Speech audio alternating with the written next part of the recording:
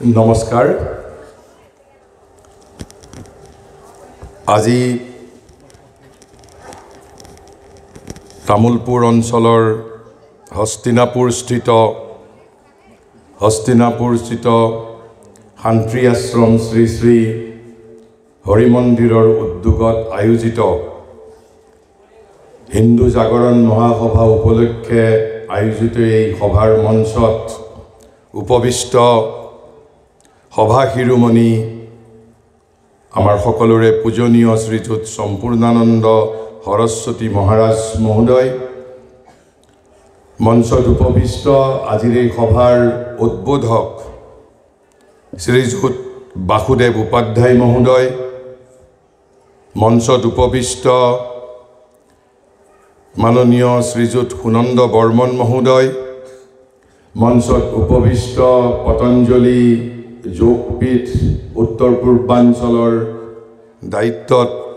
দায়িত্বত থকা স্বাদবী স্বৰূপা মাতাজী, প্ৰব্ৰচক পণ্ডিত ওম প্ৰকাশ পোখৰেল মহোদয়, BTRৰ কাৰ্যবাহী সদস্য MCLA মাননীয় ধৰ্মনাৰায়ণ দাস মহোদয়, আমেৰিকাস্থিত প্ৰবাসী যশস্বী চিকিৎসক ডক্টৰ বিপুল দাস মহোদয়, হৰিৰাম উপাধ্যায় প্ৰমুখ্যে আন বিশিষ্ট ব্যক্তিবৃন্দ, আমাৰ সন্মুখত উপস্থিত ধৰ্মপ্ৰাণ সুধীবৃন্দ, আই মাতৃসকল, মই পোনপ্ৰথমতে আপোনালোকক অভিনন্দন জনাইছোঁ। শান্তি আশ্ৰম শ্ৰী শ্ৰী হৰি মন্দিৰক ধন্যবাদ জনাইছোঁ, অভিনন্দন জনাইছোঁ। এই হস্তিনাপুৰৰ দৰে এটা প্ৰত্যন্ত অঞ্চলত আপোনালোকে হিন্দু জাগৰণ মহাসভা অনুষ্ঠিত কৰিছে, হিন্দু সমাজৰ একতাৰ কথা চিন্তা কৰিছে, হিন্দুসকলক জাগ্ৰত কৰাৰ কথা চিন্তা কৰিছে। মই বিগত প্ৰায় 45 বছৰ ধৰি বক্তৃতা দিছোঁ, যোৱা 4.5 দশক ধৰি 10 বছৰ বয়সৰ পৰা। কিন্তু আজি দৰাচলতে মই এক বিভূতিত পৰিছোঁ। কিয় বিভূতিত পৰিছোঁ? আমাৰ সন্মুখত ইয়াত বিভিন্ন শ্ৰেণীৰ শ্ৰোতা আছে, আই মাতৃসকল আছে, অধ্যাপক আছে, শিক্ষক আছে, বিভিন্ন শ্ৰেণীৰ ইয়াত শ্ৰোতা আছে। সাধাৰণতে আমি বিশ্ববিদ্যালয় মহাবিদ্যালয়ত যেতিয়া বক্তৃতা দিবলৈ যাওঁ, তাত সাধাৰণতে এক ধৰণৰ শ্ৰোতা থাকে আৰু আমি সেই ধৰণে এটা বক্তৃতা প্ৰস্তুত কৰিছিলোঁ। কিন্তু আজি ইয়াত উপস্থিত হোৱাৰ পিছত আমি আৰু সেই ধৰণে বক্তৃতা দিয়াৰ প্ৰেৰণা পোৱা নাই। এই হিন্দু জাগৰণ মহাসভা উপলক্ষে আমি অলপ বেলেগ ধৰণে, অলপ ভিন্ন ধৰণে আমি 2-4টা কথা আপোনালোকৰ ওচৰত অভিব্যক্ত কৰিম, উপস্থাপন কৰিম। মই আমাৰ আই মাতৃসকলক আহ্বান জনাইছোঁ। হয়তো আমাৰ বক্তব্যৰ 2-4টা কথা আপোনালোকৰ বোধগম্য নহ'ব পাৰে, আপোনালোকে হৃদয়ঙ্গম কৰাত অসুবিধা পাব পাৰে, কিন্তু তাৰ বাবে আপোনালোকে চিন্তা কৰিব নালাগে। কেৱল মাত্ৰ মানুহৰ বুদ্ধি থাকিলেই, প্ৰতিভা থাকিলেই যে জ্ঞান লাভ কৰিব, এয়া মিছা কথা। অদ্ভুত কথা ক'লোঁ মই, যে জ্ঞান নোহোৱাকৈও, প্ৰতিভা নোহোৱাকৈও, বুদ্ধি নোহোৱাকৈও আমি জ্ঞান লাভ কৰিব পাৰিম। মই কোৱা নাই, শ্ৰীকৃষ্ণই কৈ গৈছে। ক'ত কৈ গৈছে? গীতাত কৈ গৈছে, 4ৰ্থ অধ্যায়ত। কি কৈছে? আৰু ভাৰতবৰ্ষই কৈছে জ্ঞান মেধাৰ দ্বাৰা নাপায় বুলি কৈছে, বুদ্ধিৰ দ্বাৰাও নাপায়, প্ৰতিভাৰ দ্বাৰাও নাপায়। বিশ্ববিদ্যালয়ৰ অধ্যাপক উপাচাৰ্যৰো জ্ঞান নহ'ব পাৰে। তেনেহ'লে জ্ঞান পাবৰ বাবে শ্ৰীমদ্ভাগৱত গীতা অনুসৰি প্ৰথম চৰ্তটো কি? গীতাই কৈছে কেৱল মাত্ৰ শ্ৰদ্ধাৱান লভতে জ্ঞানম। যাৰ অন্তৰত শ্ৰদ্ধা আছে, যাৰ অন্তৰত ভক্তি আছে, শ্ৰদ্ধা আৰু ভক্তি থকাজনে জ্ঞান লাভ কৰিব পাৰে। বুদ্ধি প্ৰয়োজনীয় কথা নহয়। কিয়? আমি মানুহ নহয়, আমি শৰীৰ নহয়, আমি মস্তিষ্ক নহয়, আমি প্ৰাণ নহয়, আমি দেহ নহয়, আমি আত্মা। আত্মা বুদ্ধিৰ দ্বাৰা পৰিচালিত নহয়, আত্মা স্বয়ম্ভু, আত্মা স্বয়ম্ভু। আপোনালোকৰ বুদ্ধি নাই, মস্তিষ্কই বুজি নাপাব পাৰে। আপোনালোক শ্ৰদ্ধাশীল হওক, শ্ৰদ্ধাৱান হওক, ভক্তিবান হওক, মস্তিষ্কই বুজি পোৱা নাই, নো প্ৰব্লেম। আপুনি আপোনাৰ আত্মাক বুজিবলৈ দিয়ক, আত্মাক হৃদয়ঙ্গম কৰিবলৈ দিয়ক। আপোনালোকে শ্ৰদ্ধাৰে আপোনালোকৰ হৃদয়ৰ দুৱাৰ উন্মুক্ত কৰি দিয়ক, আত্মাক বুজিবলৈ দিয়ক, আৰু যথা সময়ত আত্মাই আপোনালোকক শিক্ষা দান কৰিব। আমাৰ ভিতৰত এটা আত্মা আছে, স্বয়ম্ভু আত্মা আছে, সি বুদ্ধিৰ ওপৰত নিৰ্ভৰশীল নহয়। আৰু সেইবাবে মই কৈছোঁ আই মাতৃসকলক, যদি দুই আষাৰ কেতিয়াবা 2-4টা কথা আপোনালোকে যদি হৃদয়ঙ্গম কৰিব নোৱাৰেও, আপোনালোকে ভক্তি সহকাৰে, শ্ৰদ্ধা সহকাৰে আপোনাৰ আত্মাক বুজিবলৈ হৃদয়ৰ দুৱাৰ উন্মুক্ত কৰি দিয়ক, হৃদয়ৰ দুৱাৰ খুলি দিয়ক, বন্ধ কৰি নাৰাখিব। কাৰণ ইয়াত আমি আপোনালোকৰ ধৰ্মৰ বিষয়ে ক'বলৈ আহিছোঁ। কি কথা ক'বলৈ আহিছোঁ? যে বৰ্তমান ভাৰতবৰ্ষত সনাতন ধৰ্ম সন্দিক্ষণৰ মাজত আমাৰ বুদ্ধিজীৱীসকলে যিয়েই নকওক কিয়, আমাৰ তথাকথিত উদাৰ বুদ্ধিজীৱীসকলে যিয়েই নকওক কিয়, ভাৰতবৰ্ষৰ সনাতন ধৰ্ম সংকটৰ গৰাহত, ভাৰতবৰ্ষৰ সনাতন ধৰ্ম সন্দিক্ষণৰ গৰাহত। বুদ্ধিজীৱীসকলে আমাক প্ৰশ্ন কৰিব, কিয় সন্দিক্ষণৰ গৰাহত? ধৰ্ম ব্যক্তিগত বিষয়বস্তু, ব্যক্তিগতভাৱে পালন কৰিলেই হ'ল। আমি তেওঁলোকক ক'বলৈ বিচাৰিছোঁ, এই যে আমাৰ অসমত কবি দেৱকান্ত বৰুৱাই কবিতা লিখিছিল, উত্তৰে উত্তুংগগিৰি দক্ষিণে সাগৰ, শত নদী বুকুৰে বাগৰে। অৰ্থাৎ উত্তৰে হিমালয়, উত্তৰত হিমালয় আৰু দক্ষিণে সাগৰ। তাৰ ভিতৰত যি ভূখণ্ড আছিল, আমি সেই ভূখণ্ডক আৰ্যবৰ্ত, ভাৰতবৰ্ষ, জম্বুদ্বীপ আমি এই নামেৰে অভিহিত কৰিছিলোঁ। আৰু আজি এই ভাৰতবৰ্ষ খণ্ডিত হৈছে, বিভাজিত হৈছে। এখন ভাৰতবৰ্ষৰ পৰা, এখন সনাতন ভাৰতবৰ্ষৰ পৰা, এখন বৈদিক ভাৰতবৰ্ষৰ পৰা এখন বাংলাদেশ জন্ম পাইছে, এখন পাকিস্তান জন্ম পাইছে, আৰু তাৰো আগত আফগানিস্তানে জন্ম পাইছিল। আৰু সেইবাবে আমি শংকিত। আজি বাংলাদেশৰ 18 কোটি মানুহ, পাকিস্তানৰ 25-30 কোটি মানুহ, প্ৰত্যেকজনে এদিন সনাতনী আছিল, প্ৰত্যেকজনে এদিন সনাতনী আছিল। বিগত কেইবা শতিকা জুৰি পৰিকল্পিত ষড়যন্ত্ৰ, শত্ৰুপক্ষৰ পৰিকল্পিত ষড়যন্ত্ৰৰ পৰিণতি স্বৰূপে মোৰ দেশ বিভাজিত হৈছে, আমাৰ দেশ বিভাজিত হৈছে, আৰু আমি সেইবাবে চিন্তিত। বুদ্ধিজীৱীসকলে যিয়েই নকওক, আমাৰ সনাতন ধৰ্ম সংকটৰ গৰাহত, সনাতন ধৰ্ম শংকিত হৈছে। আজি বাংলাদেশত থকা 18 কোটি জনসংখ্যাৰ ভিতৰত মাত্ৰ 1 কোটি 20 লাখ মানুহ হিন্দু মানুহ। কিন্তু এদিন এই যে কুমিলা, নোয়াখালী, ব্ৰাহ্মণবাড়িয়া, এইবোৰ প্ৰতিটো অঞ্চল একোটা সনাতনী অঞ্চল আছিল। আমাক বুদ্ধিজীৱীসকলে প্ৰশ্নৰ উত্তৰ দিব লাগিব, কিয় সেইবোৰ অঞ্চলত আজি সনাতন ধৰ্মৰ মানুহ সংখ্যালঘু হৈ গ'ল। আৰু আমি সেইবাবে চিন্তিত। আমি সেইবাবে কৈছোঁ, সনাতন ধৰ্ম, ভাৰতৰ সনাতন সংস্কৃতি সন্দিক্ষণৰ সন্মুখত। কিয় সন্দিক্ষণৰ সন্মুখত? আমি ব্যাখ্যা কৰিম। কিন্তু তাৰ আগতে আমাৰ আই মাতৃসকল, ইয়াত থকা ভক্তবৃন্দক আজিৰ পৰা 650 বছৰ আগতে, ভূটান বৰ্ডাৰত আজিৰ পৰা 650 বছৰ আগতে, আজিৰ পৰা 650 বছৰ আগতে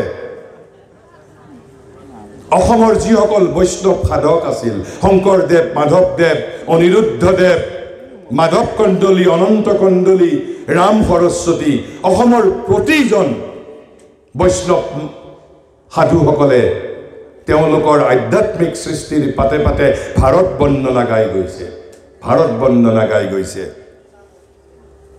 শংকৰদেৱে ৪৩ বাৰ ভাৰতবৰ্ষৰ নাম উল্লেখ কৰিছে আজিৰ পৰা ৬৫০ বছৰ পূৰ্বে।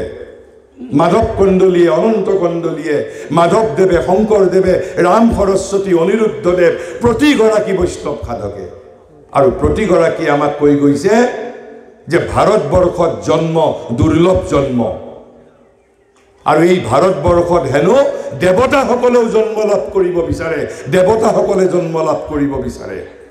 ব্ৰহ্মা, বিষ্ণু, মহেশ্বৰ যিমান দেৱতা আছে প্ৰত্যেকজন দেৱতাই ভাৰতবৰ্ষত জন্মগ্ৰহণ কৰিব বিচাৰে, আৰু জন্মগ্ৰহণ কৰিবলৈ ইচ্ছা কৰিও তেওঁলোকে হেনো ভাৰতবৰ্ষত জন্ম পোৱা নাই। তেনে পৰম জন্ম আমি ভাৰতবৰ্ষত জন্মগ্ৰহণ কৰিছোঁ, তেনে পৰম দুৰ্লভ জন্ম আমি লাভ কৰিছোঁ। কিন্তু তাৰ সমানে সমানে শংকৰদেৱে আৰু এটা কথা কৈ গৈছে, তাৰ সমানে আৰু এটা কথা কৈ গৈছে।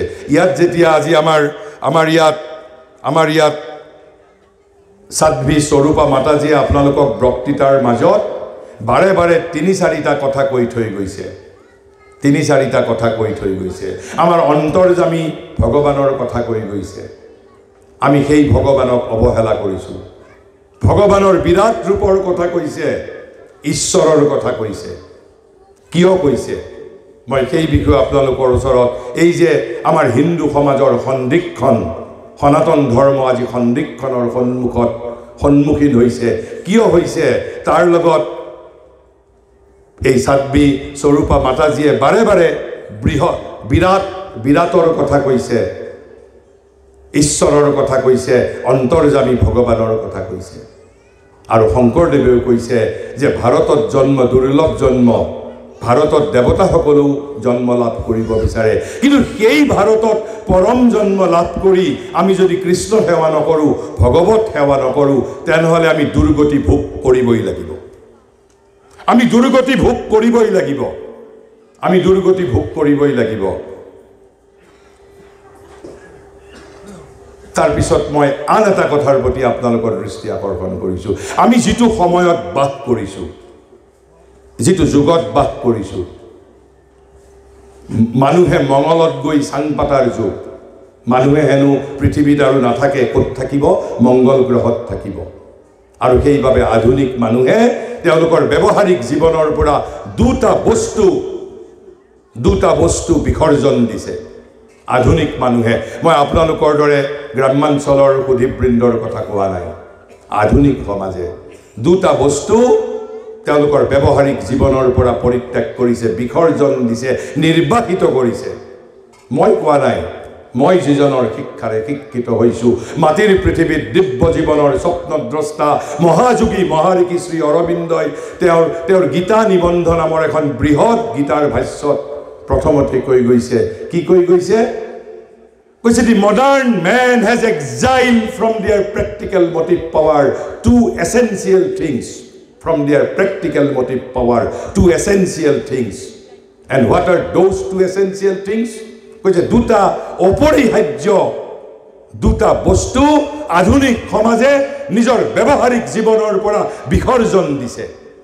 আৰু কৈছে সেই দুটা বস্তুৱেই কৈছে গীতাৰ কেন্দ্ৰীয় তত্ত্ব, master conception of the Gita. And without Gita, India does not exist.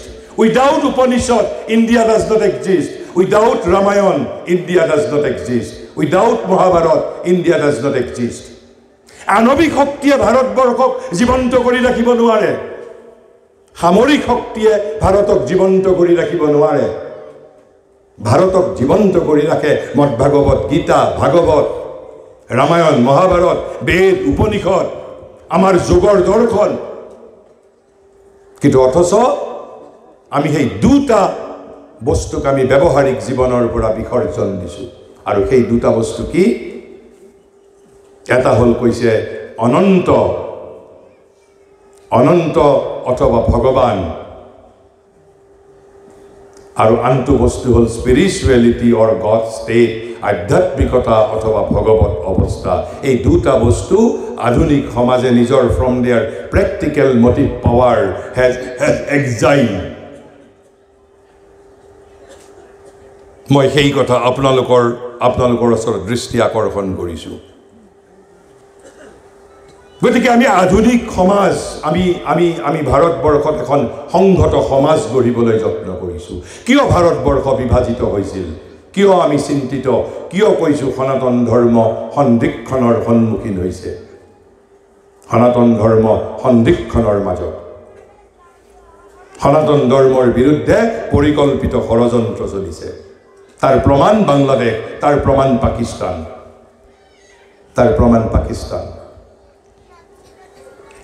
আমি আদৰ্শ সমাজ গঢ়িবলৈ যত্ন কৰিছোঁ সাধাৰণ সমাজ নহয় আদৰ্শ সমাজ কিন্তু আদৰ্শ সমাজৰ অৰ্থ কি আদৰ্শ সমাজৰ অৰ্থ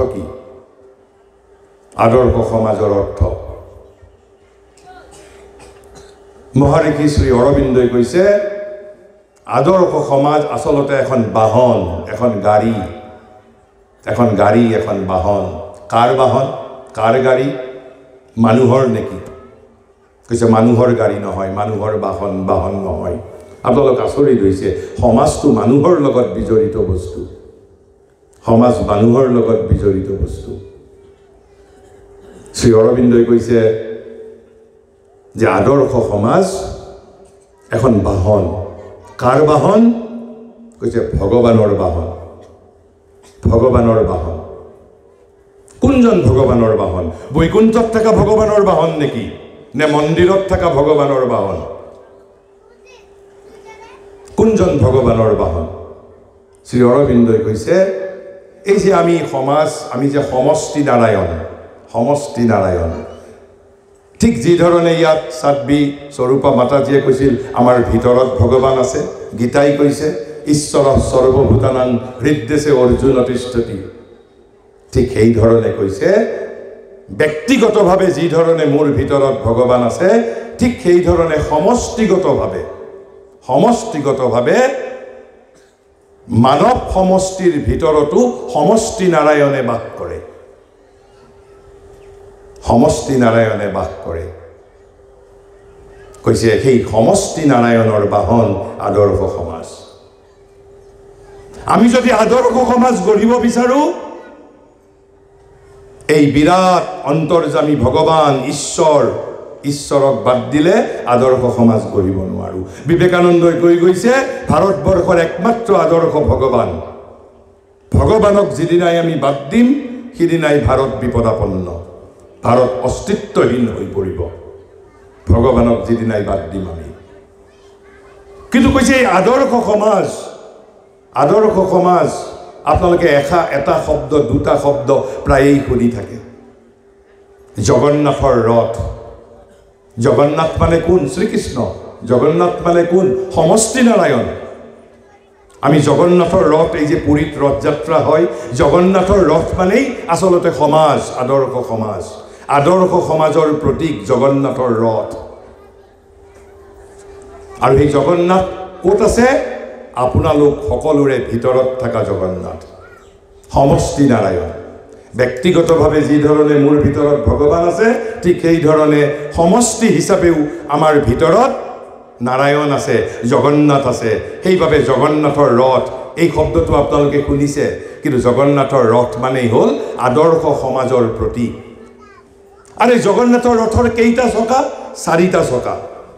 চাৰিটা চকা এই চাকাকেইটা MRF কোম্পানীৰ নহয় এপলো টায়াৰ্ছো নহয় এই চাৰিটা চকা বজাৰত কিনিব নাপায় এই চাৰিটা চকাৰ প্ৰথমটো চকা হ'ল ঐক্যম একতা অৰ্থাৎ আদৰ্শ সমাজ যদি আমি গঢ়িবলৈ বিচাৰো তাৰ প্ৰথম ভিত্তি হ'ল ঐক্যম ইউনিটি চাৰিটা চকাৰ এটা চকা হ'ল ঐক্যম 2 নম্বৰ চকা কৈছে সামৰ্থ্যম শক্তি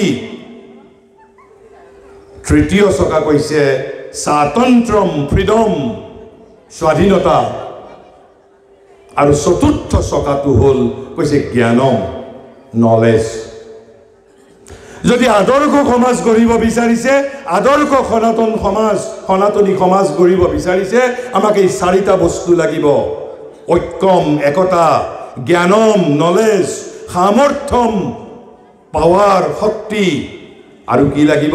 ফ্ৰীডম, স্বাতন্ত্ৰ্যম। ফ্ৰীডম, স্বাতন্ত্ৰ্যম। তেনেহ'লে ভাৰতবৰ্ষৰ কিয় অধঃপতিত হৈছিল? ভাৰতবৰ্ষ কিয় অধঃপতিত হৈছিল? কিয় ভাৰতবৰ্ষ দ্বিখণ্ডিত হৈছিল? কিয় ভাৰতবৰ্ষ দ্বিখণ্ডিত হৈছিল? কিয় দ্বিখণ্ডিত হৈছিল? শ্ৰী অৰবিন্দই 1920 চনত যেতিয়া আমি পৰাধীন আছিলোঁ, সেই সময়ত পণ্ডিচেৰীৰ পৰা নিজৰ বিপ্লৱী ভাতৃ বাৰীন্দ্ৰ ঘোষলৈ বাংলাতে এখন চিঠি লিখিছিল। বাংলাত চিঠি লিখি কি কৈছিল জানে? মই বাংলাতে আপোনালোকৰ ওচৰত পঢ়ি দিছোঁ সেই 2 লাইন। শ্ৰী অৰবিন্দই লিখিছিল, আমাৰ এই ধাৰণা হয় যে ভাৰতেৰ প্রধান দুর্বলতার কারণ পরাধীনতা নয়, দারিদ্র নয়, অধ্যাত্মবোধ বা ধর্মের অভাব নয়। তাহলে কিহর অভাব? ভারতের প্রধান সমস্যা কি? ভারতের দুর্বলতার প্রধান কারণ কি? কইছে কিন্তু চিন্তা শক্তির হ্রাস। চিন্তা শক্তির হ্রাস। জ্ঞানৰ জন্মভূমিত অজ্ঞানৰ বিস্তাৰ। জ্ঞানৰ যজ্ঞভূমি মানে কাৰ কথা কৈছে? ভাৰতবৰ্ষৰ কথা কৈছে। মানৱ জাতিৰ জ্ঞান সূৰ্য হ'ল ভাৰতবৰ্ষ। কৈছে জ্ঞানৰ যজ্ঞভূমিত অজ্ঞানৰ বিস্তাৰ। চিন্তা কৰবাৰ অক্ষমতা বা চিন্তা ফোবিয়া।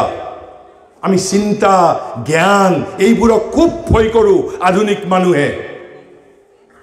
মানুহে খুব ভয় কৰোঁ। আমাক চিন্তা নালাগে, জ্ঞান নালাগে। এই যে ভাৰতবৰ্ষ অধঃপতিত হৈছিল, আমাৰ যদি চিন্তা শক্তি হ্ৰাস নহ'লহেঁতেন, তেনেহ'লে ভাৰতবৰ্ষ দ্বিখণ্ডিত নহ'লহেঁতেন। আমি সেইফালে নাযাওঁ। এখন সনাতন ভাৰতবৰ্ষৰ পৰা আমাৰ চকুৰ আগত আজি 3খন ধৰ্মীয় দেশ সৃষ্টি হৈছে। আমি কিয় চিন্তিত নহ'ম? আফগানিস্তান প্ৰথমতে, তাৰপিছত পাকিস্তান, তাৰপিছত বাংলাদেশ। আমি কিয় চিন্তিত নহ'ম? সনাতন ভাৰতবৰ্ষৰ পৰা জন্ম পাইছে অসনাতনী 3খন সমাজ, 3খন ৰাষ্ট্ৰ। আৰু এতিয়াও ভাৰতবৰ্ষত থকা সনাতনী সমাজক ধৰ্মান্তৰিত কৰাৰ বাবে ব্যাপক ষড়যন্ত্ৰ চলিছে। কিন্তু তাৰ প্ৰধান কাৰণ তেনেহ'লে আমাৰ চিন্তা ফোবিয়া। আমি চিন্তা কৰিব বেয়া পাওঁ। আমাক জ্ঞান নালাগে। আৰু সেইবাবে শ্ৰী অৰবিন্দই কৈছিল, আমাৰ যে অধঃপতন হৈছিল ভাৰতবৰ্ষৰ, তাৰ মূল কাৰণ আছিল 4টা। কৈছে আমাৰ এটা উদাৰ আধ্যাত্মিকতাৰ হ্ৰাস। উদাৰ আধ্যাত্মিকতা মানে এই যে আমি কোনে মূৰ্তি পূজা কৰে, কোনে মূৰ্তি পূজা নকৰে, কোনোবাই অমুক দেৱতাৰ পূজা কৰে, কোনোবাই তমুক দেৱতাৰ পূজা কৰে। আমি তাৰ মাজত ঐক্যম, এই যে আদৰ্শ সমাজৰ প্ৰথম ভিত্তিভূমি ঐক্যম, আমি একতাৰ সূত্ৰ বিচাৰি পোৱা নাছিলোঁ।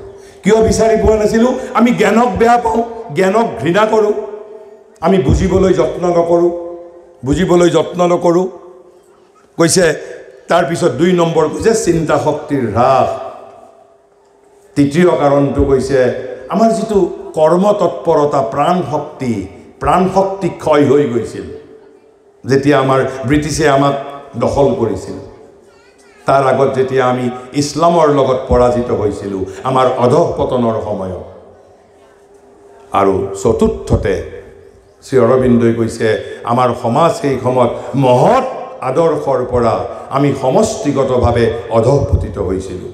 আমাৰ ব্যক্তিগত জীৱনত, সমষ্টি জীৱনত সেই ৰামায়ণ মহাভাৰতৰ যুগৰ দৰে মহৎ আদৰ্শৰ দ্বাৰা আমি আৰু পৰিচালিত হোৱা নাছিলোঁ। সেইবাবে আমাৰ অধঃপতন হৈছিল। কিন্তু মূল কাৰণ চিন্তা শক্তিৰ হ্ৰাস, জ্ঞানৰ যজ্ঞভূমিত অজ্ঞানৰ বিস্তাৰ। কিন্তু আমি যদি আদৰ্শ সমাজ গঢ়িবলৈ বিচাৰিছোঁ, তেনেহ'লে আমাক এই 4টা বস্তুৰ প্ৰয়োজন আছে: ঐক্যম, জ্ঞানম, স্বাতন্ত্ৰ্যম আৰু সামৰ্থ্যম। আজি যদি আমাক কোনোবাই ধৰ্মান্তৰিত কৰিব পাৰিছে, কাৰণ আমি দুৰ্বলী, আমি কাপুৰু, আমাৰ মাজত মহৎ আদৰ্শ নাই। আমাক যদি ধৰ্মান্তৰিত কৰিছে, তাৰ কাৰণ আমাৰ মাজত একতা নাই, আমাৰ মাজত একতা নাই। আমাক যদি ধৰ্মান্তৰিত কৰিছে তাৰ অৰ্থ আমি আমাৰ নিজৰ সনাতন ধৰ্মৰ বিষয়ে একোৱেই নাজানো, আমি একোৱেই নাজানো আৰু আটাইতকৈ ডাঙৰ কথা জানিবলৈ ইচ্ছাও নকৰোঁ। কিন্তু আমাৰ প্ৰতিদ্বন্দ্বী যিসকল আছে তেওঁলোকে কিন্তু নিজৰ নিজৰ সংস্কৃতিৰ বিষয়ে বুজিবলৈ যত্ন কৰে। গতিকে আমি যদি আদৰ্শ সমাজ গঢ়ি তুলিবলৈ বিচাৰিছোঁ আমি শক্তিবান হ'ব লাগিব, শক্তিৰ সাধনা কৰিব লাগিব, একতাৰ সাধনা কৰিব লাগিব, জ্ঞানৰ সাধনা কৰিব লাগিব আৰু আমি স্বাধীন হৈ থাকিব পাৰিব লাগিব। এই স্বাধীনতাৰ অৰ্থ ব্যাপক, মই সেই বিষয়ে আজি ব্যাখ্যা কৰিবলৈ নাযাওঁ। আৰু মই এই কথাখিনি কিয় কৈছোঁ, আৰু মই প্ৰথমতে বাৰে বাৰে এই যে আধুনিক সমাজে দুটা বস্তু ভগৱান আৰু আধ্যাত্মিকতাক পৰিত্যাগ কৰিছে। মই সাধ্বী মাতাজীৰ কথা বাৰে বাৰে আপোনালোকৰ আগত উল্লেখ কৰিছোঁ। বিৰাট অন্তৰ্যামী ভগৱান ঈশ্বৰৰ কথা কৈছে। মই বিবেকানন্দৰ একেবাৰে জীৱনৰ অন্তিমটো ভাৰত বিষয়ক কথা, আমি সকলোৱে জানো বিবেকানন্দৰ মহাসমাধি হৈছিল 1902 চনৰ 4 জুলাই তাৰিখে নিশা 9 মান বজাত। 5:30 মান বজাত সন্ধিয়া, যদি 5:30টাৰ পৰা 9টা বজাৰ ভিতৰত সেই 3.5 ঘণ্টাৰ ভিতৰত আন ভাৰতৰ বিষয়ে কিবা মন্তব্য কৰিছিল মই ব্যক্তিগতভাৱে নাজানো, আৰু এই কথা বিবেকানন্দ ৰচনাৱলীত নাই, মই আন সূত্ৰৰ পৰা সংগ্ৰহ কৰিছোঁ। আৰু মোৰ অধ্যয়ন অনুসৰি বিবেকানন্দৰ ভাৰত বিষয়ক অন্তিম বাণী 1902 চনৰ 4 জুলাই নিশা 9 বজাত বিবেকানন্দৰ মহাসমাধি হৈছিল। 5:30 মান বজাত তেওঁ গুৰু ভাই প্ৰেমানন্দৰ সৈতে আলোচনা কৰি আছিল ভাৰতীয় সভ্যতা, ইউৰোপীয় সভ্যতা ইত্যাদি বিষয় লৈ। আৰু সেই সময়ত হঠাৎ স্বামীজীৰ মুখৰ পৰা স্বতঃস্ফূৰ্তভাৱে এষাৰ কথা ওলাই আহিছিল। কি আহিছিল? কৈছে ইণ্ডিয়া ইজ ইমৰ্টেল, ভাৰত শাশ্বত, ভাৰত অমৰ, ভাৰতৰ মৃত্যু নাই। কিন্তু তাৰ পিছতে স্বামীজীয়ে এটা চৰ্ত আৰোপ কৰিছে। এয়া নিশ্চৰ্ত নহয়, আনকণ্ডিশ্যনেল নহয়, ভাৰত অমৰ হৈ থাকিব। এয়া নিশ্চৰ্ত নহয়, আনকণ্ডিশ্যনেল নহয়, it is very much conditional. কি চৰ্ত দিছে স্বামীজীয়ে? নিজৰ মুখৰ পৰা স্বতঃস্ফূৰ্তভাৱে প্ৰেমানন্দৰ সন্মুখত, গুৰু ভাই প্ৰেমানন্দৰ সন্মুখত নিজৰ মুখৰ পৰা স্বতঃস্ফূৰ্তভাৱে নিৰ্গত হৈছে। কৈছে India is immortal if she persist in her search for god.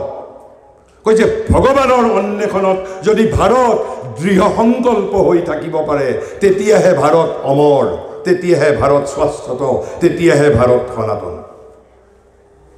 আৰু তাৰ পিছতেই স্বামীজীয়ে কৈছে কিন্তু ভাৰতৰ মৃত্যু অৱশ্যম্ভাৱী। কেতিয়া? কৈছে if she goes in for social and political conflict she will die. কৈছে যদি ৰাজনৈতিক আৰু সামাজিক দ্বন্দ্বৰ দিশে যদি আমি অগ্ৰসৰ হওঁ, ৰাজনৈতিক আৰু সামাজিক দ্বন্দ্বৰ দিশে যদি অগ্ৰসৰ হওঁ, তেনেহ'লে কৈছে ভাৰতৰ মৃত্যু অৱশ্যম্ভাৱী বুলি মই কোৱা নাই, স্বামী বিবেকানন্দই, ভাৰতৰ সনাতন অন্তৰাত্মাৰ নৱজাগ্ৰত বীৰ বিগ্ৰহ বিবেকানন্দই কৈ গৈছে। জীৱনৰ অন্তিম বাণী, ভাৰতবৰ্ষ বিষয়ক জীৱনৰ অন্তিমটো বাণী মহাসমাধিৰ 3.5 ঘণ্টা পূৰ্বে। মই সেই কথাৰ প্ৰতি আপোনালোকৰ দৃষ্টি আকৰ্ষণ কৰিছোঁ। আপোনালোকে হিন্দু সমাজক জাগ্ৰত কৰিব বিচাৰিছে, হিন্দু সমাজক জাগ্ৰত কৰিব বিচাৰিছে, আৰু হিন্দু সমাজক জাগ্ৰত কৰিবলৈ যাওঁতে আমি এই সকলোবোৰ কথাই আমাৰ বিবেচনাৰ মাজলৈ আনিব লাগিব। তেনেহ'লে আমাৰ ইয়াত আমি আজি ইয়াত কৈছিলোঁ যে আমি হিন্দু ধৰ্মৰ, সনাতন ধৰ্মৰ বৈচিত্ৰ্যৰ বিষয়ে আলোচনা কৰিম আৰু আমাৰ সামাজিক দায়বদ্ধতা। কিয় হিন্দু সমাজৰ আমি বৈচিত্ৰ্যৰ বিষয়ে আলোচনা কৰিবলৈ বিচাৰিছোঁ? কাৰণ এই হিন্দু সমাজৰ বৈচিত্ৰ্য আমাৰ দুৰ্বলতা হিচাপে আমাৰ প্ৰতিপক্ষই কেতিয়াবা ব্যৱহাৰ কৰিবলৈ বিচাৰে। এই যে মই ক'লোঁ আদৰ্শ সমাজৰ ভিত্তি ঐক্যম, এই ঐক্যমৰ যিটো ভিত্তি যিটো চকৰি এই চকৰিটো কেতিয়াবা অলপ যেন দুৰ্বল হৈ পৰে আমাৰ এই বৈচিত্ৰ্যৰ কাৰণে সেই বৈচিত্ৰ্যৰ অন্তৰালৰ সত্য কি মই সেই বিষয়ে আলোচনা কৰিম তাৰ আগত আমি এটা কথা আমাৰ এই যে আমাৰ বুদ্ধিজীৱীসকলক আমি কিয় ধৰ্মক লৈ সচেতন হৈছোঁ আমি সনাতন সংস্কৃতিক লৈ কিয় সচেতন হৈছোঁ আমি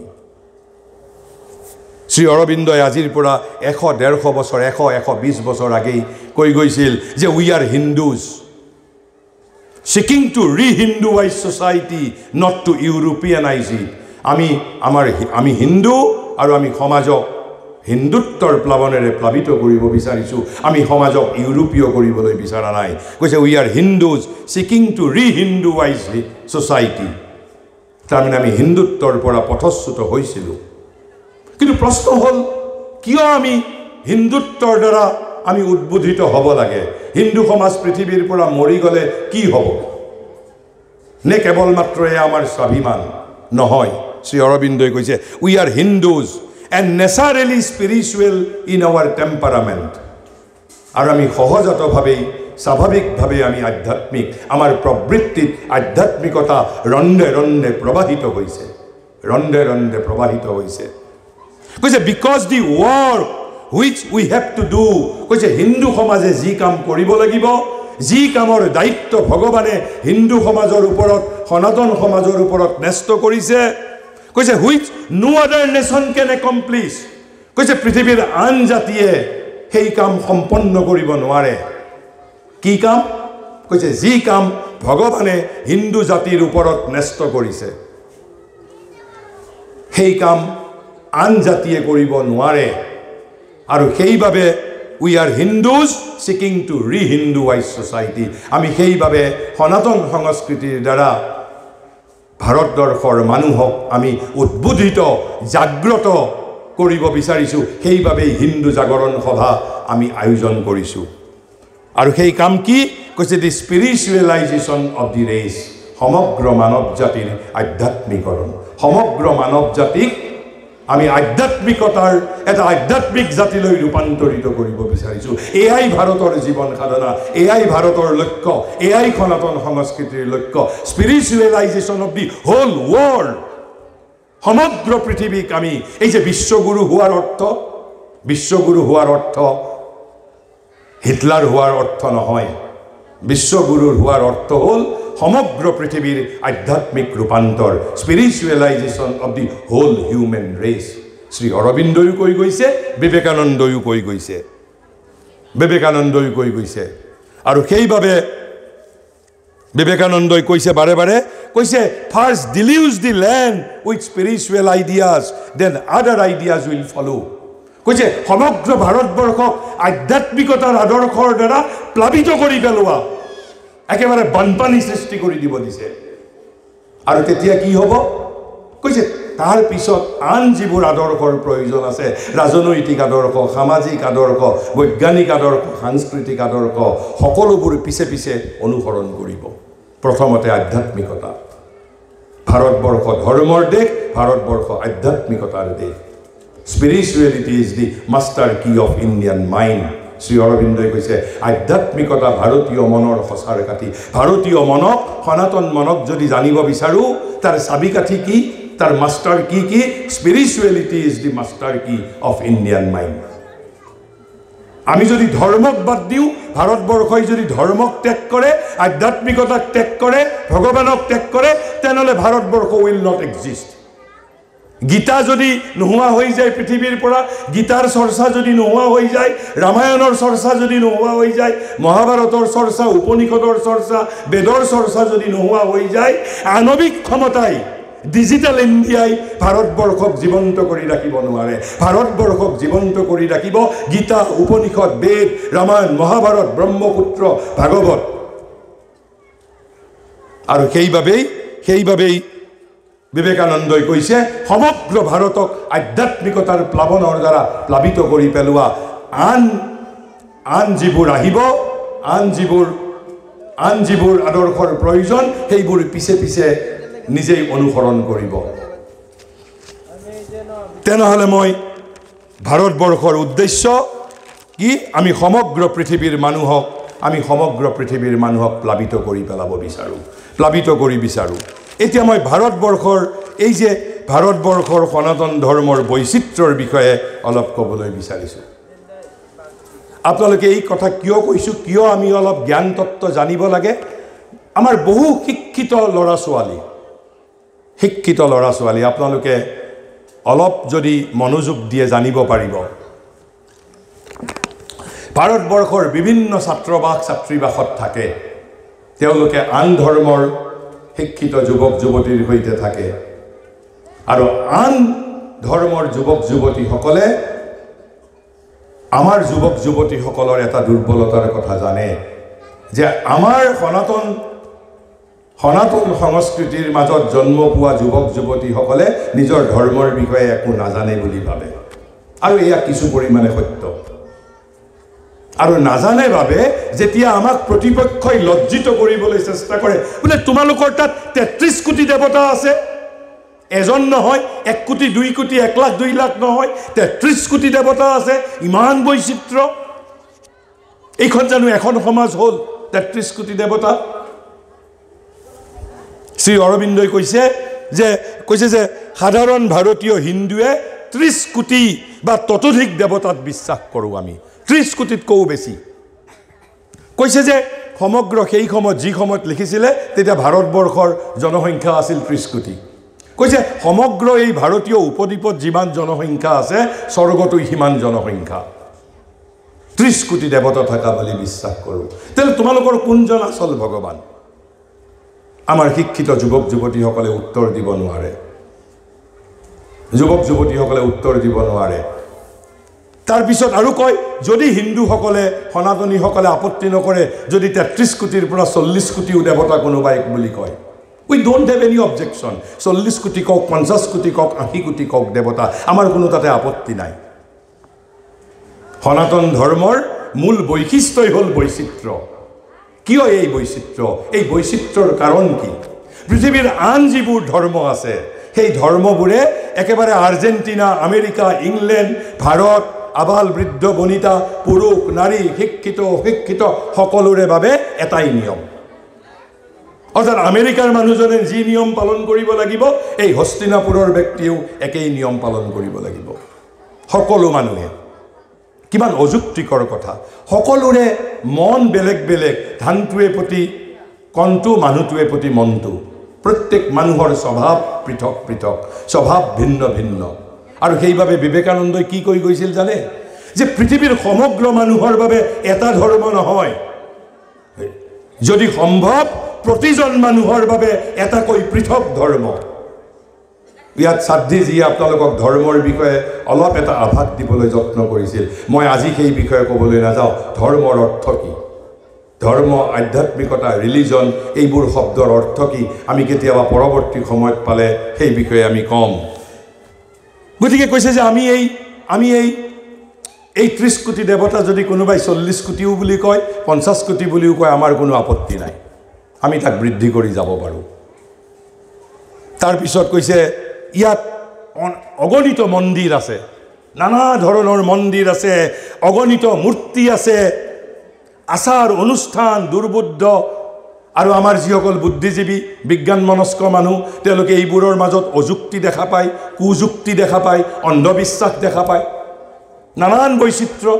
কোনোবাই যদি গছক পূজা কৰে কোনোবাই শিলক পূজা কৰে নানান ধৰণৰ বৈচিত্ৰ্য ভাৰতবৰ্ষই ভাৰতীয় মানুহক একো দিব নোৱাৰিলেও আধ্যাত্মিক স্বাধীনতা পূৰ্ণৰূপে প্ৰদান কৰিছে যে তোমাৰ প্ৰত্যেকৰে মন বেলেগ মোৰ সাহিত্যত ৰুচি থাকিব পাৰে মই সাহিত্যৰ দ্বাৰা ভগৱত প্ৰাপ্তি কৰিম কাৰোবাৰ কলাৰ প্ৰতি ৰুচি থাকিব পাৰে কোনোবা এজন কৰ্মযোগী হ'ব পাৰে কাৰোবাৰ মাজত ভক্তিৰ প্ৰৱণতা বেছি থাকিব পাৰে এই যে বৈচিত্ৰ্যৰ মূল কাৰণটো কি গীতাই বাৰে কৈছে স্বভাৱ আৰু স্বধৰ্ম প্ৰত্যেক মানুহক গীতাই প্ৰথমতে কৈছে নিয়তং কৰ্ম কৰিবা তুমি নিয়তং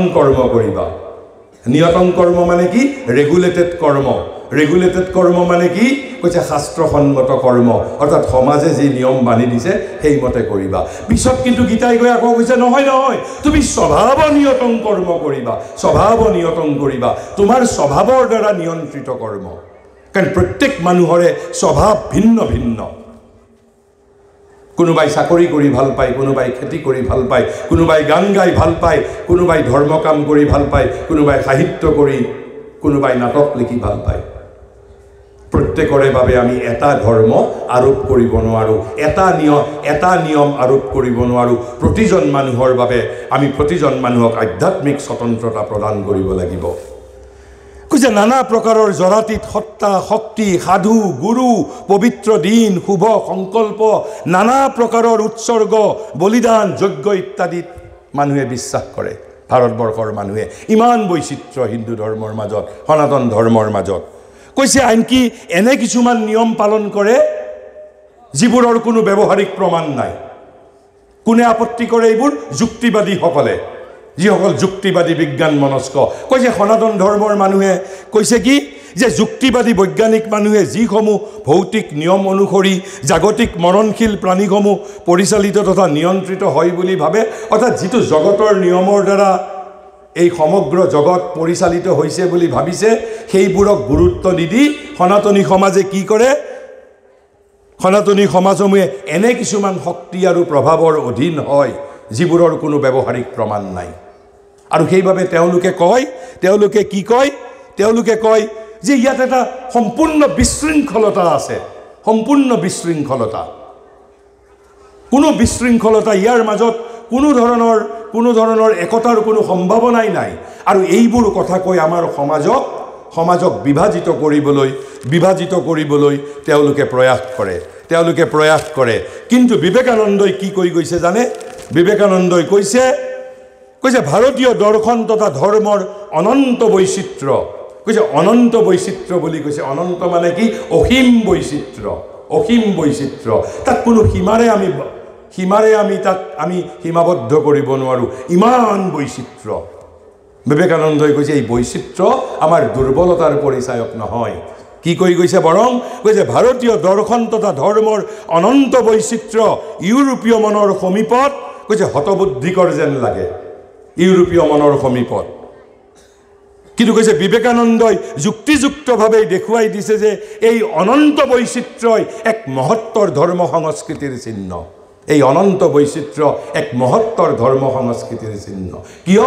পৃথিৱীৰ আন ধৰ্মই পৃথিৱীৰ সকলো মানুহক এটা নিয়মৰ মাজেৰে, আৰ্জেণ্টিনাৰ মানুহ হওক, ফ্ৰান্সৰ মানুহ হওক, ইংলেণ্ডৰ মানুহ হওক, আমেৰিকাৰ মানুহ হওক, পুৰুষ হওক, মহিলা হওক, ল'ৰা হওক, ছোৱালী হওক, শিক্ষিত হওক, অশিক্ষিত হওক, ভক্তিহীন হওক, ভক্তিপূৰ্ণ হওক, সকলো মানুহৰ বাবে তেওঁলোকে একেই নিয়ম প্ৰৱৰ্তন কৰিছে। কিন্তু ভাৰতবৰ্ষই প্ৰতিজন মানুহক আধ্যাত্মিক স্বতন্ত্ৰতা প্ৰদান কৰিছে।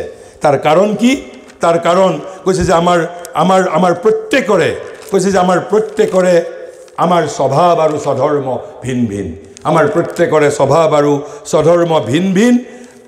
প্ৰত্যেকৰে স্বভাৱ আৰু আমাৰ স্বভাৱ আৰু স্বধৰ্ম ভিন ভিন। আৰু সেইবাবে কৈছে এই আধুনিক যুক্তিসন্মত মানুহে, আধুনিক যুক্তিবাদী মানুহে এই যে ইমান বৈচিত্ৰ্য, সেই বৈচিত্ৰ্যৰ অৰ্থ তেওঁলোকে বুজি নাপায়, এইবোৰ অযুক্তিকৰ বুলি ভাবে। কৈছে যে আচলতে এইবোৰ কি? কৈছে এইবোৰ অৱলম্বন, আত্মাৰ ভিন ভিন ৰূপ। কাৰণ আত্মা অনন্ত, প্ৰত্যেকৰে মাজত এটা আত্মা আছে। মই প্ৰথমতেই কৈছোঁ, কৈছে অতি সুন্দৰকৈ কোৱা হৈছে যে এইবোৰ আত্মাৰ ভিন ভিন ছন্দলহৰী, আত্মাৰ ছন্দলহৰী, ৰিডিম অফ মাই অন্তৰাত্মা। কিন্তু কৈছে যি আধুনিক মানুহে আত্মাক হেৰুৱাই পেলাইছে, যি আধুনিক মানুহে আধ্যাত্মিকতা আৰু ভগৱানক বিসৰ্জন দিছে, সি আৰু আত্মাৰ ছন্দৰ বিষয়ে কি বুজি পাব? আৰু সেইবাবে শ্ৰী অৰবিন্দই কৈছে হিন্দুৰ ধৰ্মীয় বা সামাজিক আচাৰ অনুষ্ঠান, পূজা পাৰ্বণ, ধৰ্মীয় বিশ্বাস তথা উপাসনা পদ্ধতি কেৱল তেতিয়াহে বুজি পাম আমি। কেতিয়া বুজি পাম? যেতিয়া হিন্দু চৰিত্ৰৰ মূল স্বৰূপৰ কথা মনত পেলাব পাৰোঁ। হিন্দু ধৰ্মৰ যিটো মূল কথা, সেই মূল কথাৰ প্ৰতি যদি আমি মনোযোগ নিদিওঁ তেনেহ'লে এই যে লাখ লাখ উৎসৱ, লাখ লাখ নিয়ম, লাখ লাখ গুৰু, লাখ লাখ কিমানে কাক পূজা কৰিছে তাৰ কোনো ইয়ত্তা নাই। কৈছে এই যে আচাৰ অনুষ্ঠান, পূজা পাৰ্বণ অসীম অনন্ত সীমাহীন, লেখজোখ নাই তাৰ। কৈছে তাৰ কাৰণ যদি আমি বুজিবলৈ যাওঁ তেনেহ'লে কি জানিব লাগিব? হিন্দু ধৰ্মৰ যিটো মূল তত্ত্ব, সেই মূল তত্ত্বৰ বিষয়ে আমি জানিব পাৰিব লাগিব। সেই মূল তত্ত্ব কি? এই যে আমি ৩৩ কোটি দেৱতাৰ পূজা কৰোঁ, এই ৩৩ কোটি দেৱতা আচলতে কোন? শ্ৰী অৰবিন্দই কৈছে প্ৰতিগৰাকী ভাৰতীয়ই জানে। কি জানে? যে যিসমূহ দেৱতাৰ আৰাধনা কৰা হয় তেওঁবিলাক একেই অনন্তৰ ভিন ভিন শক্তিশালী নাম, দিব্য মূৰ্তি, ভিন ভিন সক্ৰিয় ব্যক্তিত্ব অথবা নানা ভাৱৰ জীৱন্ত অভিব্যক্তি। অৰ্থাৎ এজন ঈশ্বৰৰেই। আমি ঈশ্বৰক কি বুলি কৈছোঁ? অনন্ত বুলি কৈছোঁ। তেনেহ'লে তেওঁৰ ৰূপো অনন্ত হ'ব। যদি ঈশ্বৰক অনন্ত বুলি কয়, আমি যদি কওঁ নহয় তোমাৰ হাজাৰ ৰূপ থাকিব নোৱাৰে, তেনেহ'লে ঈশ্বৰকটো আমি সীমাবদ্ধ কৰি দিয়া হ'ল, ঈশ্বৰক শক্তিহীন কৰি পেলোৱা হ'ল। ঈশ্বৰ অনন্ত। ঈশ্বৰ যদি অনন্ত, ঈশ্বৰৰ অনন্ত ৰূপ থাকিব পাৰে। কৈছে এই দেৱতাসমূহ সেই অনন্তৰ একো একোটা শক্তি, সেই অনন্তৰ অনন্ত শক্তিৰ একো একোটা শক্তিক প্ৰতিনিধিত্ব কৰে। কৈছে প্ৰতিগৰাকী দেৱতা ঈশ্বৰৰ পৰম ত্ৰিমূৰ্তিৰ কোনো এক ৰূপ। যিমান এই ৩৩ কোটি দেৱতা আছে, হয় বিষ্ণুৰ ৰূপ, নহয় শিৱৰ ৰূপ, নহয় ব্ৰহ্মাৰ ৰূপ। কিয় বেলেগ বেলেগ কৈছে? কৈছে এক অংশত বিপ্ৰাহ বহুধা বদন্তি। কিয়? কাৰণ প্ৰত্যেকৰে মন ভিন ভিন। আপোনাক মই যি ধৰণে ক'ম আপুনি যি ধৰণে বুজি পাব, আন এজনে সেই ধৰণে বুজি নাপাব, তেওঁৰ কাৰণে বেলেগ ধৰণে কোৱা হৈছে। কৈছে একেই ত্ৰিমূৰ্তিৰ যিমান দেৱতা আছে, কৈছে প্ৰতিগৰাকী দেৱতা ঈশ্বৰৰ পৰম ত্ৰিমূৰ্তিৰ কোনো এক ৰূপ, ইয়াৰ পৰা উদ্ভূত অথবা ইয়াৰ অধীন এক শক্তি। সেইবোৰ ঈশ্বৰৰ পৰা পৃথক নহয়, কিন্তু সেইবোৰ ঈশ্বৰ নহয়। সেই বুলি দেৱতা আৰু ঈশ্বৰৰ মাজত পাৰ্থক্য কৰিব লাগিব। এক প্ৰকাৰ আমি বুজিব পাৰোঁ, অল দেৱতাছ আৰ ডিপাৰ্টমেণ্টেল মিনিষ্টাৰ্ছ, বাট দেৱতাসকল হি অৰ চি ইজ নট ব্ৰহ্মণ। কিন্তু এই ব্ৰহ্মণৰ একো একোটা শক্তি। আমি যেতিয়া এইভাৱে বুজিম, যেতিয়া আমাৰ সম্প্ৰদায়বিলাকৰ মাজত যেতিয়া আমাৰ কেতিয়াবা দ্বন্দ্ব, কোনোবা বৈষ্ণৱ কোনোবা শাক্ত, আচলতে বিষ্ণু আৰু শিৱ একেই ব্ৰহ্মণৰ, ব্ৰহ্মা বিষ্ণু মহেশ্বৰ কেৱল ত্ৰিমূৰ্তি, এক ব্ৰহ্মণৰেই তিনিটা ভিন ভিন ৰূপ মাত্ৰ। তেওঁলোক পৃথক দেৱতা নহয়, তেওঁলোক পৃথক দেৱতা নহয়। আমি এই জ্ঞানবোৰ যদি নাথাকে, আমি প্ৰতিপক্ষৰ সৈতে যুক্তি তৰ্কত কি ধৰণে লিপ্ত হ'ম? গতিকে এই যিটো জ্ঞান তত্ত্ব আমাৰ এই বৈচিত্ৰ্যৰ অন্তৰালত, যে সমগ্ৰ বৈচিত্ৰ্য আত্মাৰ ছন্দ কেৱল মাত্ৰ। কিয় আত্মাৰ ছন্দ? কাৰণ আত্মা অনন্ত। সি অনন্ত ধৰণে অভিব্যক্ত হ'ব বিচাৰে। মই যি ধৰণে পূজা কৰিব বিচাৰোঁ আপুনি সেই ধৰণে নিবিচাৰিবও পাৰে।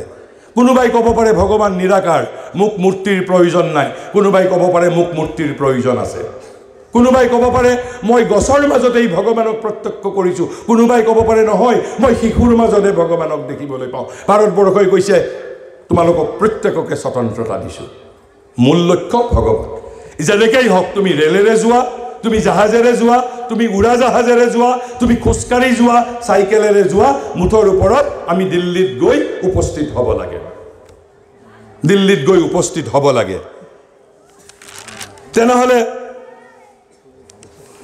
কৈছে যে আচলতে এজন ভগৱানেই জগতত বহুৰূপে আত্মপ্ৰকাশ কৰিছে। এজন ভগৱানে, এই যে আমি প্ৰত্যেকেই আমি এজন ভগৱানৰেই একো একোটা অংশ। এই সমগ্ৰ জগত মানে কি? গীতাত শ্ৰীকৃষ্ণই কৈছে বাসুদেৱম সৰ্বম ইতি। এই সমগ্ৰ জগত মানে বাসুদেৱ শ্ৰীকৃষ্ণ। কবিতাটোও শ্ৰীকৃষ্ণ, গণতন্ত্ৰও শ্ৰীকৃষ্ণ, ৰাজনীতিও শ্ৰীকৃষ্ণ, সাহিত্যও শ্ৰীকৃষ্ণ, সাপো শ্ৰীকৃষ্ণ, পৰ্বতো শ্ৰীকৃষ্ণ, নদীও শ্ৰীকৃষ্ণ, মানুহো শ্ৰীকৃষ্ণ। কেৱল অংশৰ তাৰতম্য আছে, কেৱল অংশৰ তাৰতম্য আছে, কেৱল অংশৰ তাৰতম্য আছে। গতিকে মই এতিয়া কেৱল মাত্ৰ আপোনালোকৰ ওচৰত দুটা অলপ গভীৰ হ'লেও আপোনালোকে যদি মনোযোগ দিয়ে, এই যে আমি ব্ৰহ্মা বিষ্ণু মহেশ্বৰ, দুৰ্গা কালী, দুৰ্গা, কালী, তাৰপিছত লক্ষ্মী আমাৰ সাধাৰণ মনৰ বাবে তিনিগৰাকী ভিন ভিন দেৱী। ব্ৰহ্মা, বিষ্ণু, মহেশ্বৰ তিনিজন ভিন ভিন দেৱতা। আৰু সেই লৈ আমাৰ মাজত আমাৰ শত্ৰুপক্ষই আমাক বিভাজিত কৰিবলৈ যিটো ঐক্যম আদৰ্শ সমাজৰ মূল ভিত্তি, ওৱান অফ দি 4 মূল ফাউণ্ডেশ্যনছ, ঐক্যম আমাৰ মাজত একতা বিঘ্নিত কৰিবলৈ যত্ন কৰে।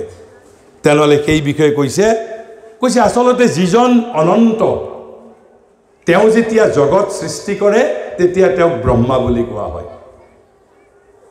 আকৌ যেতিয়া জগতক পালন কৰে তেতিয়া তেওঁক বিষ্ণু বুলি কোৱা হয়। যেতিয়া জগতক সংহাৰ কৰে তেতিয়া তেওঁক ৰুদ্ৰ বা শিৱ বুলি কোৱা হয়। অৰ্থাৎ শিৱ, বিষ্ণু আৰু মহেশ্বৰ ব্ৰহ্মা তিনিজন একেই অনন্ত। যেনেকৈ মোক আপোনালোকে দিগন্ত বিশ্বকৰ্মা বুলি মাতিছে, কিন্তু মোকতো মোৰ মাকে দিগন্ত বিশ্বকৰ্মা বুলি নামাতে। মোৰ ঘৰত মাতা নাম এটা বেলেগ আছে। মোৰ কোনোবা বন্ধুৱে মোক হয়তো বেলেগ ধৰণে মাতিব পাৰে, কিন্তু আমাৰ মাজত বৈষ্ণৱ আৰু শাক্ত বুলি আমি মিছাই সংঘৰ্ষ কৰোঁ, দ্বন্দ্ব কৰোঁ।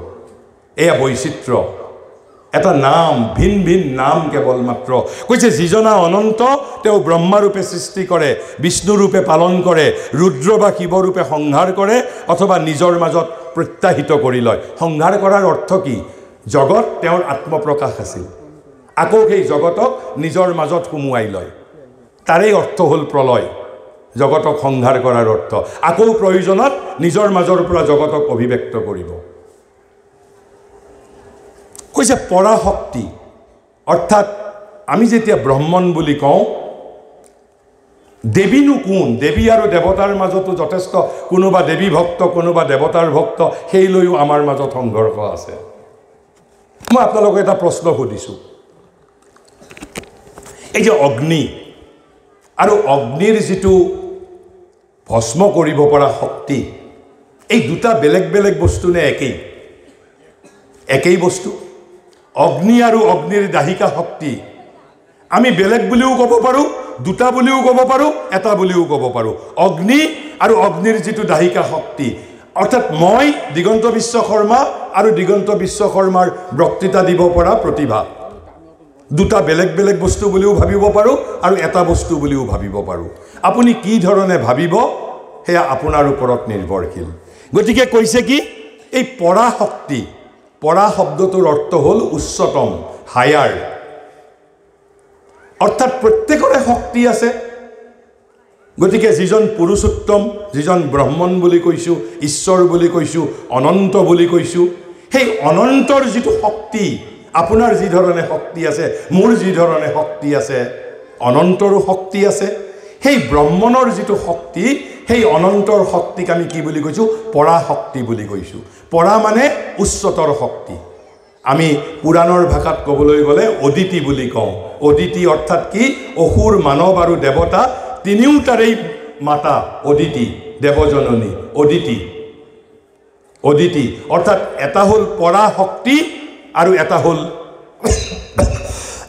অনন্ত। এটা অনন্ত, এটা অনন্তৰ শক্তি, সুপ্ৰিম পাৱাৰ। সুপ্ৰিম পাৱাৰ, পৰাশক্তি মানে সুপ্ৰিম পাৱাৰ। মূলত অনন্ত আৰু পৰাশক্তিক আমি দুটা বুলিও ভাবিব পাৰোঁ, এটা বুলিও ভাবিব পাৰোঁ। এই যে আমাৰ কয় যে আন ধৰ্মই এজন ভগৱানক মানে, আমি 33 কোটি ভগৱানক মানো। আমিও একামেবা দ্বিতীয়ম, ব্ৰহ্মণেই আমাৰ মূল যিটো ভগৱান। কিন্তু তেওঁ অনন্ত, তেওঁৰ অনন্ত ৰূপ থাকিব পাৰে, হাজাৰ ৰূপ থাকিব পাৰে, অনন্ত ৰূপ থাকিব পাৰে, কাৰণ প্ৰত্যেকৰে মন আৰু স্বভাৱ স্বধৰ্ম ভিন ভিন। কৈছে তেনেহ'লে পৰাশক্তিয়েই মংগলময়ী ৰূপে, যেনেকৈ অনন্তয়েই বিষ্ণু হৈছে, অনন্তয়েই ব্ৰহ্মা হৈছে, অনন্তয়েই শিৱ হৈছে, সেই ধৰণে পৰাশক্তি অৰ্থাৎ অনন্তৰ শক্তি, সুপ্ৰিম পাৱাৰ, পৰাশক্তিয়েই কৈছে মংগলময়ী ৰূপে জগতক ধাৰণ আৰু পালন কৰাৰ বাবে জগন্মাতা লক্ষ্মী বা দুৰ্গা সেই ৰূপত নিজকে ৰূপায়িত কৰে। অৰ্থাৎ লক্ষ্মী যি, দুৰ্গাও একেই। কিন্তু আমি মানৱ মনে কিছুমানে কওঁ দুৰ্গা, মই দুৰ্গাৰ ভক্ত, কিছুমানে কয় যে নহয় মই লক্ষ্মীৰ ভক্ত। লক্ষ্মী আৰু দুৰ্গা একেই পৰাশক্তিৰেই ৰূপ। একেই পৰাশক্তিৰ ৰূপ। আকৌ কৈছে অথবা আনকি সংহাৰৰ ছদ্মবেশতো কালিয়ে কি কৰে, চণ্ডীয়ে কি কৰে, সংহাৰ কৰে। কৈছে সংহাৰৰ ছদ্মবেশতো মংগলৰ বাবেই চণ্ডী বা কৰাল বদনা কালী মাতা মূৰ্তিত আবিৰ্ভূতা হয়। অৰ্থাৎ কালী, দুৰ্গা আৰু লক্ষ্মী এই তিনিগৰাকী দেৱী পৃথক পৃথক বেলেগ বেলেগ দেৱী নহয়, একেই পৰাশক্তিৰ ত্ৰিবিধ ৰূপ মাত্ৰ। যি ধৰণে মই অফিচত চাকৰি কৰোঁতে অফিচাৰ, ঘৰত মই মাত্ৰ মা দেউতাৰ ল'ৰা, ভাতৃসকলৰ বাবে মই কেৱল ভাতৃ, সেই বুলি মই বেলেগ বেলেগ ব্যক্তি নেকি? এজনেই ব্যক্তিৰ 50টা ৰূপ, এজন ব্যক্তিৰেই 50টা কামৰ বাবে 50টা পৰিচয়। ঠিক সেইধৰণে এক অনন্ত এই বিষ্ণু হৈছে, ব্ৰহ্মা হৈছে। আজিৰ পৰা অন্তত ব্ৰহ্মা, বিষ্ণু, মহেশ্বৰ, শিৱ আৰু বিষ্ণু বেলেগ বেলেগ ভগৱান বুলি নাভাবিব। আনকি মহাপুৰুষ শংকৰদেৱেও কীৰ্তনত কৈ গৈছে, কি কৈ গৈছে? নাম কৈছে যে যিসকলে ব্ৰহ্মা, বিষ্ণু, মহেশ্বৰৰ মাজত ভাগ কৰে তেওঁলোকে নাম দুখত পৰিব বুলি কৈ থৈ গৈছে। মই আজি আপোনাক কীৰ্তনৰ পদটো দেখুৱাব নোৱাৰিম, মোৰ হাতত মনত নাই। গতিকে তেতিয়াহ'লে কৈছে যে আচল তত্ত্বটো কি? জ্ঞান তত্ত্বটো কৈছে একেই ভগৱান, এজনেই ভগৱানে। তেওঁৰ গুণ বহুত, আপোনাৰ মোৰ দৰে তেওঁৰতো সীমিত গুণ নহয়, তেওঁৰ অনন্ত গুণ আছে ভগৱানৰ। সেই অনন্ত গুণবোৰৰ নানা ৰূপৰ মাজত নিজকে অভিব্যক্ত কৰে আৰু আমি কওঁ তেতিয়া এইবোৰ বেলেগ বেলেগ দেৱতা। আচলতে এজনেই ভগৱান, এজন ভগৱানৰেই কৈছে, এজন ভগৱানেই তেওঁৰ গুণাৱলীৰ নানা ৰূপত নানাবিধ নাম তথা নানা দেৱতা ৰূপে নিজক অভিব্যক্ত কৰে। এই 33 কোটি দেৱতা আচলতে এজনেই অনন্তৰ অভিব্যক্তি। আপুনি গণেশক পূজা কৰিলে যাক পাব, আন এজন দেৱতাক পূজা কৰিলেও একেই বস্তু পাব। আপোনাৰ মোৰ বাবে পৃথক পৃথক, কিন্তু যেতিয়া আপুনি সাধনাৰ উচ্চ স্তৰত উপনীত হ'ব তেতিয়া আপুনি দেখা পাব প্ৰত্যেকেই একেই। কাৰণ জগতত ভগৱানৰ বাহিৰে আৰু কাৰো অস্তিত্ব নাই। দেৱতাই হওক, মানুহ হওক, গছ লতা সকলো এজন ভগৱানৰে একেই বহুলৈ ৰূপান্তৰিত হৈছে। One is becoming many.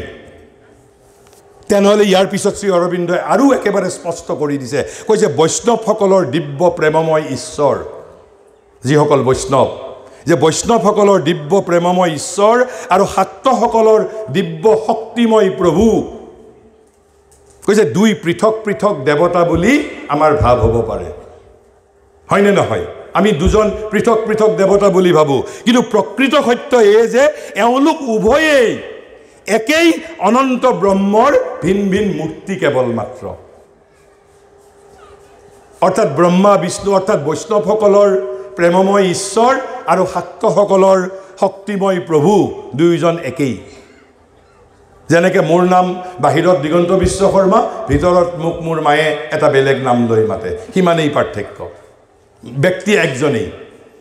তাৰপিছত কৈছে এইসমূহ, আৰু কৈছে এইসমূহ নাম আপোনাৰ যদি মনৰ পচন্দ, আপুনি বিষ্ণু নামেৰেও ভগৱানক পাব পাৰে, ৰুদ্ৰ নামেৰেও জপ কৰি পাব পাৰে, ব্ৰহ্মা জপ কৰিও পাব পাৰে, কালীক জপ কৰিও পাব পাৰে, দুৰ্গাক জপ কৰিও পাব পাৰে, লক্ষ্মীক জপ কৰিও পাব পাৰে। সহস্ৰ পথ।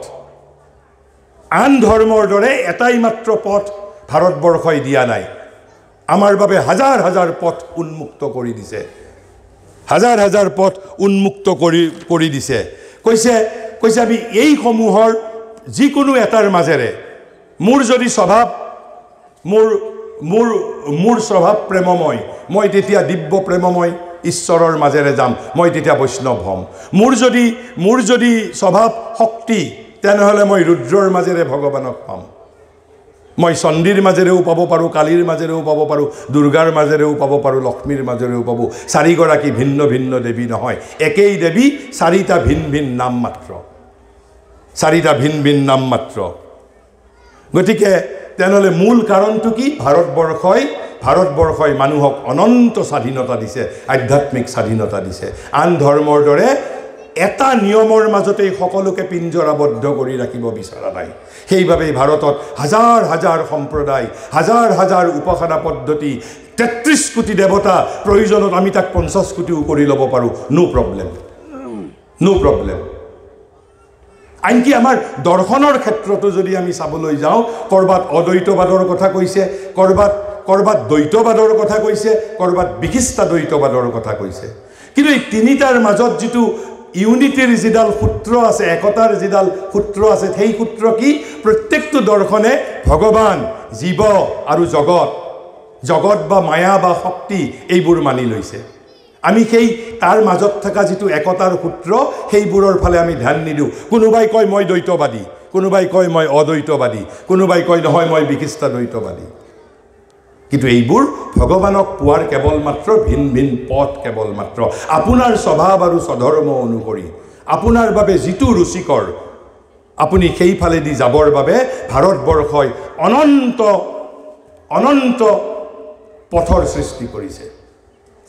তেনেহ'লে মই এতিয়া একেবাৰে শেষত আহিছোঁ।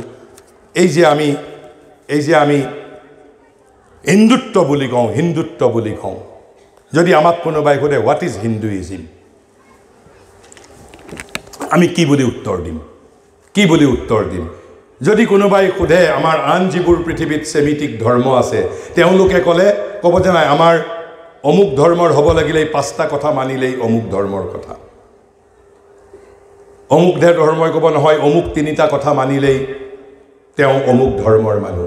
কিন্তু আমাৰ ক্ষেত্ৰত লাখ লাখ বৈচিত্ৰ্য, লাখ লাখ ডাইভাৰ্চিটি, আমিতো তেনেকুৱা 5টা 6টা 7টা 8টা নিয়ম কি ক'ম? কাৰণ আপোনাৰ সম্প্ৰদায়ৰ নিয়ম বেলেগ, মোৰ সম্প্ৰদায়ৰ নিয়ম বেলেগ, কোনোবা বৈষ্ণৱ, কোনোবা শাক্ত, যদিও এইবোৰ আচলতে একেই একজন অদ্বৈ ভগৱানৰ ভিন ভিন অভিব্যক্তি কেৱল মাত্ৰ। সেইবাবে শ্ৰী অৰবিন্দই কৈছে, যদি আমাক কোনোবাই আন ধৰ্মৰ দৰে সোধে যে হিন্দু ধৰ্মৰ সূত্ৰ কি, যদি কোনোবাই সোধে, শ্ৰী অৰবিন্দই কৈছে আপুনি ক'ব, বুকু ভিন্দাই ক'ব আমাৰ 3টা ফৰ্মুলা, 3টা কথা, হিন্দু ধৰ্মৰ 3টা বৈশিষ্ট্য। হিন্দুত্বৰ মই ৰাজনৈতিক হিন্দুত্বৰ কথা কোৱা নাই, ইয়াত সামাজিক হিন্দুত্বৰ কথা কোৱা নাই, যিটো আমাৰ আধ্যাত্মিক হিন্দুত্বৰ কথা কৈছোঁ, স্পিৰিচুৱেল হিন্দুইজিমৰ কথা কৈছোঁ, স্পিৰিচুৱেল সনাতন ধৰ্মৰ কথা কৈছোঁ, স্পিৰিচুৱেল হিন্দুত্বৰ কথা কৈছোঁ।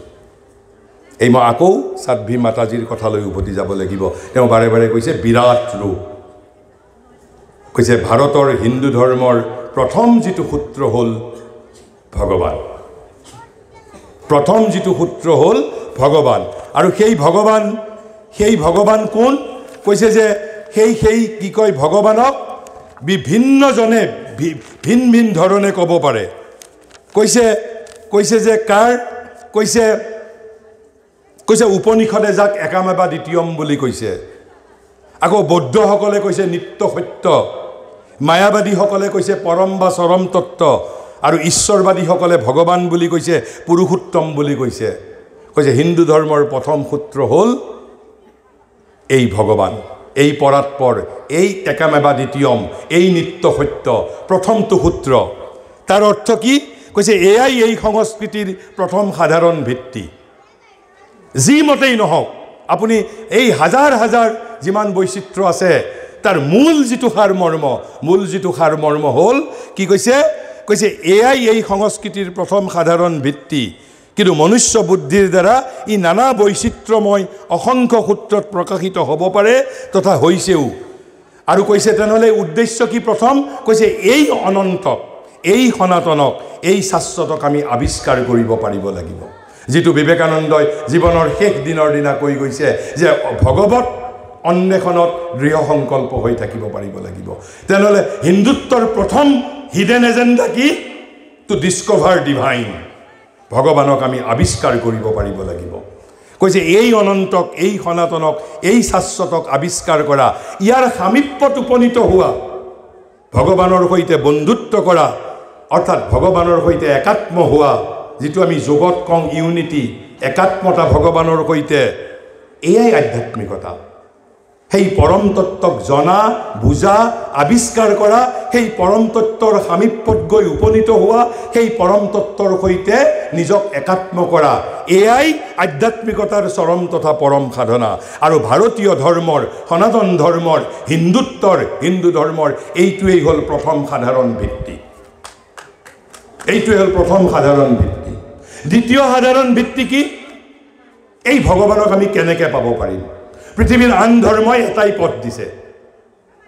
ছেমিটিক যিসমূহ ধৰ্ম আছে সেই ধৰ্মবোৰে সকলো মানুহৰ বাবে এটাই পথ দিছে কিন্তু ভাৰতবৰ্ষই হাজাৰ হাজাৰ সাধন পদ্ধতি প্ৰদান কৰিছে ৰামকৃষ্ণই কি কৈছে যত মত তত পথ যত মত তত পথ আৰু এই যে যত মত তত পথ এটা বৃহৎ সত্য এই স্বাধীনতা পৃথিৱীৰ আন ধৰ্মই মানুহক দিয়া নাই কেৱল মাত্ৰ সনাতন ধৰ্মই প্ৰদান কৰিছে যত মত তত পথ কৈছে এই যে ভগৱানক আৱিষ্কাৰ কৰাৰ বাবে আপোনাৰ পদ্ধতি বেলেগ হ'ব পাৰে মোৰ পদ্ধতি বেলেগ হ'ব পাৰে তেওঁৰ পদ্ধতি বেলেগ হ'ব পাৰে অৰ্থাৎ হাজাৰ হাজাৰ লাখ লাখ সাধনাৰ ধাৰা প্ৰদান কৰিছে অনন্ত বৈচিত্ৰ্য এয়া হ'ল হিন্দু ধৰ্মৰ দ্বিতীয় সাধাৰণ ভিত্তি আমি যদি এই ধৰণে হিন্দুত্বক যদি বুঝো তেনেহ'লে there will be no conflict among us আৰু তাৰ পিছত তৃতীয় যিটো মূল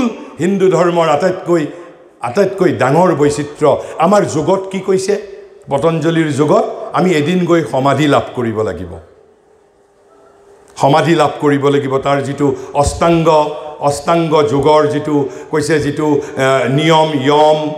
নিয়ম যম তাৰপিছত ধ্যান ধাৰণা প্ৰত্যাহাৰ কৰি শেষত আমি গৈ সমাধি স্থান লাভ কৰিব লাগিব অৰ্থাৎ মানৱ প্ৰকৃতিক অতিক্ৰম কৰি আমি এটা উচ্চতম স্থিতিত আমাৰ চেতনাক লৈ যাব লাগিব এয়া হিন্দু ধৰ্মৰ কথা হয় কিন্তু তাৰ বাহিৰেও হিন্দু ধৰ্মই এটা সাংঘাতিক বৈশিষ্ট্যৰ কথা কৈছে কি কৈছে কেৱল সেই সমাধিত উপনীত হৈয়েই যে আমি ভগৱানক লাভ কৰিব পাৰিম তেনে কথা নহয় আন এটা পথৰ কথাও কৈছে ভাৰতবৰ্ষই হিন্দুত্বই কৈছে হিন্দু ধৰ্মই কৈছে আধ্যাত্মিক হিন্দু ধৰ্মই কৈছে কি সেই কথা গীতাই অৰ্জুনক কৈছিল মোৰ পৰম গুহ্যতম জ্ঞান বুলি অৰ্জুনক দিছিল কি জ্ঞান মই ইতিমধ্যে আপোনালোকৰ ওচৰত মাতি দিছোঁ সাধ্বী মাতাজীও কৈছে যে ঈশ্বৰ অন্তৰ্যামী ভগৱান আমাৰ ভিতৰত আছে কৈছে প্ৰত্যেক মানুহে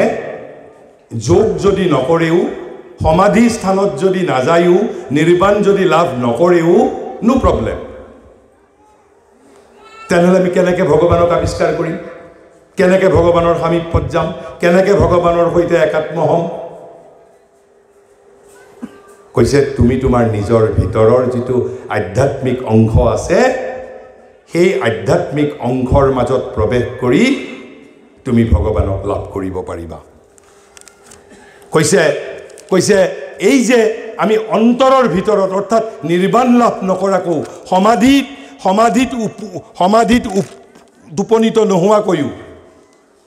উপনীত নোহোৱাকৈও আমি অন্তৰত শ্ৰীকৃষ্ণক আমি আৱিষ্কাৰ কৰিব পাৰোঁ আমি সমাধিলৈ যোৱাৰ প্ৰয়োজন নাই যদি আমাৰ অন্তৰত শ্ৰীকৃষ্ণক আমি আৱিষ্কাৰ কৰিব পাৰোঁ আৰু শ্ৰীকৃষ্ণই নিজেই গীতাত কৈ গৈছে ঈশ্বৰ সৰ্বভূতানাং হৃদ্দেশে অৰ্জুন তিষ্ঠতি কৈছে ভাৰতীয় ধৰ্মৰ মূল ভিত্তি সকলোতকৈ গুৰুত্বপূৰ্ণ তৃতীয় ধাৰণাটো আধ্যাত্মিক আন্তৰ্জীৱনৰ বাবে আটাইতকৈ সক্ৰিয় তথা শক্তিশালী আৰু সেয়া কি বুলি কৈছে যে প্ৰত্যেক ব্যক্তি আত্মাই নিজৰ আধ্যাত্মিক অংশৰ মাজত ভগৱান বা তৎস্বৰূপৰ সাক্ষাৎ পাব পাৰে কৈছে আপুনি জংগলত গৈ ধ্যান কৰিব নালাগে ভগৱানে আপোনাক মোক সহজ কৰি দিছে আপোনাৰ হৃদয়ৰ ভিতৰত আছে তেখেতৰ হৃদয়ৰ ভিতৰতো আছে মোৰ হৃদয়ৰ ভিতৰতো আছে 24 ঘণ্টাই নিবাস কৰে কৈছে ভগৱানক পাবৰ বাবে কৈছে আপুনি কেৱল নিজৰ আধ্যাত্মিক অংশৰ মাজতো ভগৱানক পাব পাৰোঁ গতিকে শ্ৰী অৰবিন্দৰ মতে কৈছে যদি আমি হিন্দুত্বৰ তিনিটা সূত্ৰ সাধাৰণ ভিত্তি এই সাধাৰণ ভিত্তি তিনিটাক ভাৰতৰ প্ৰতিটো ধৰ্ম সম্প্ৰদায়ে এই কোটি কোটি বৈচিত্ৰ্যৰ মাজতো সাধাৰণভাৱে স্বীকাৰ কৰে কি এক পৰম তত্ত্ব নিত্য সত্য একামেবা দ্বিতীয়ম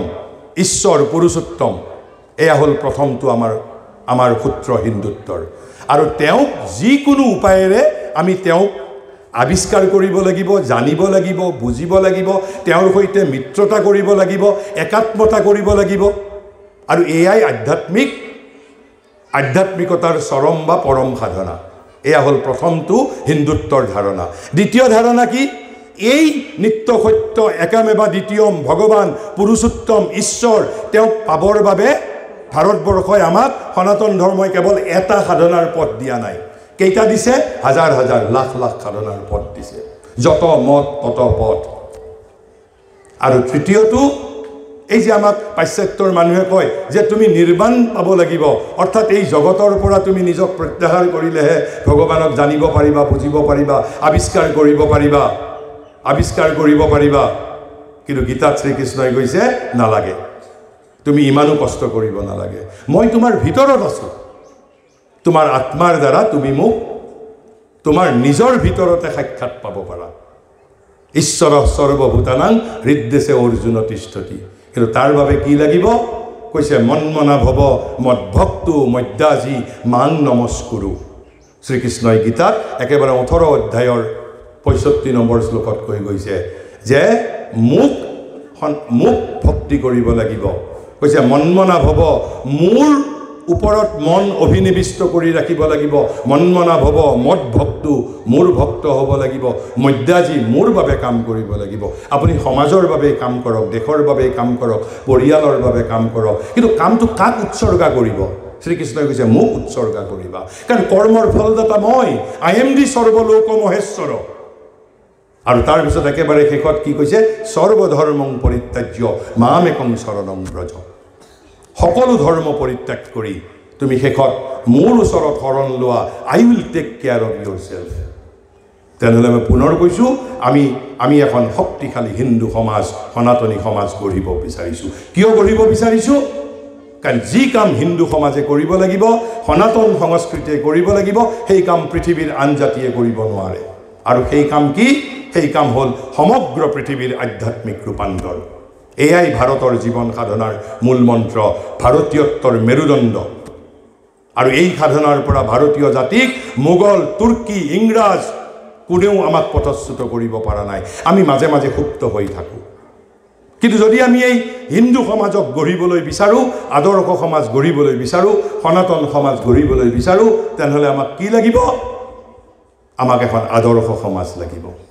আৰু এই আদৰ্শ সমাজ লাগিব লাগিলে আমাক 4টা চৰ্ত আছে, তাৰ 4টা মূল ভিত্তি। এটা হ'ল ঐক্যম, আমাৰ মাজত একতা। তাৰপিছত হ'ল সামৰ্থ্যম, শক্তিৰ সাধনা কৰিব লাগিব। তাৰপিছত স্বাতন্ত্ৰ্যম, আৰু হ'ল জ্ঞানম। আমাৰ যদি মাজত জ্ঞান নাথাকে, আমাৰ মাজত যদি শক্তি নাথাকে, আমাৰ মাজত যদি একতা নাথাকে, আমাৰ মাজত যদি স্বাধীনতা নাথাকে, তেনেহ'লে আমাক ধৰ্মান্তৰিত কৰিবই। আমি আমাৰ বৈচিত্ৰ্যবিলাকৰ মাজত থকা যিটো মূল সূত্ৰ, যিটো ঐক্যৰ যিটো এনাজৰী আছে, সেই এনাজৰীডাল আমি বুজি পাব লাগিব। আৰু সেইবাবেই কৈছোঁ, যদি আমি সামাজিকভাৱে দায়বদ্ধ হ'ব খোজোঁ, আমাৰ হিন্দু সমাজক ৰক্ষা কৰিব খোজোঁ, শংকৰদেৱে কোৱা এই ভাৰতত জন্মগ্ৰহণ আমাৰ বাবে পৰম দুৰ্লভ জন্ম, তেনেহ'লে আমি জ্ঞানৰ সাধনা কৰিব লাগিব, শক্তিৰ সাধনা কৰিব লাগিব, একতাৰ সাধনা কৰিব লাগিব, আৰু স্বতন্ত্ৰতাৰ সাধনা কৰিব লাগিব। মই পুনৰ এই হস্তিনাপুৰৰ শ্ৰী শ্ৰী শান্তি আশ্ৰম শ্ৰী শ্ৰী হৰি মন্দিৰৰ সমূহ বিষয়ববীয়া, বিশেষকৈ আমাৰ শ্ৰীযুত সম্পূৰ্ণানন্দ সৰস্বতী মহাৰাজ প্ৰভুক মই ধন্যবাদ, কৃতজ্ঞতা জনাইছোঁ। এনেধৰণৰ প্ৰত্যন্ত অঞ্চলত হিন্দু সমাজক জাগৰিত কৰাৰ বাবে আপোনালোকে এই যি মহৎ উদ্দেশ্যলৈ আগবাঢ়িছে, তাৰ বাবে মই আপোনালোকক ধন্যবাদ, কৃতজ্ঞতা জনাই আমাৰ দৰে অভাজনক এই হিন্দু জাগৰণ মহাসভাৰ সৈতে সংযুক্ত হোৱাৰ সুযোগ প্ৰদান কৰিছে, তাৰ বাবে পুনৰ ধন্যবাদ আৰু অভিনন্দন জ্ঞাপন কৰি মোৰ বক্তব্যৰ সামৰণি মাৰিছোঁ। ধন্যবাদ।